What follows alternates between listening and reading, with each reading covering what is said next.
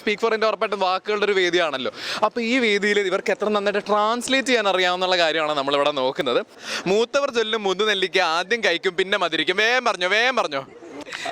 Elder people's people quotings people's apostrophe yes people's quotings are like matured gooseberries.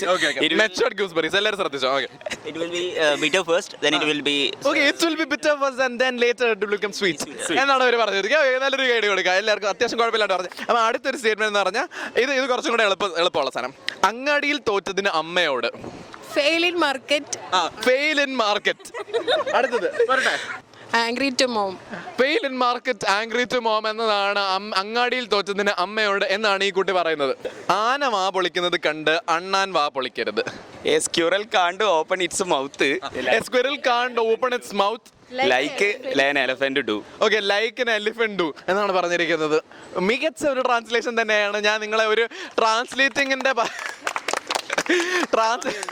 ട്രാൻസ്ലേറ്റിംഗിൽ ഇവർക്ക് എന്തായാലും ഭാവിയുണ്ട്. അപ്പോൾ 8ന്റെ പണി ഞാൻ വേറെ കോളേജിൽ നിന്ന് വരുന്നതായിരിക്കും. എനിക്കിത് 8ന്റെ പണിയായി മാറിയിരിക്കുകയാണ്. Thank you so much. നിങ്ങൾക്ക് തന്നെ ഒരു ഗൈഡ് കൊടുത്തോ.